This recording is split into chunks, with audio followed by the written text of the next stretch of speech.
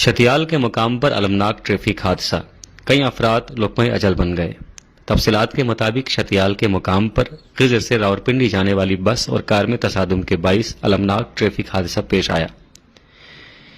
حادثے کے باعث بس اور کار گہری کھائی میں جا گرے۔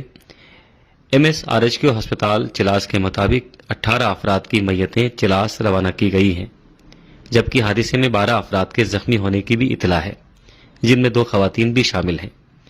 MS کے مطابق جاں بحق افراد میں سے 5 کا تعلق ہربند سے ہے۔ پولیس ذرائع کے مطابق بدقسمت بس میں 50 جبکہ کار میں 5 مسافر سوار تھے۔ ذرائع کا کہنا ہے کہ ریسکیو ٹیمیں ریسکیو آپریشن میں مصروف ہیں، تاہم تاریکی کے باعث ریسکیو ٹیموں، مقامی رضاکاروں اور پولیس کے جوانوں کو مشکلات کا سامنا کرنا پڑ رہا ہے۔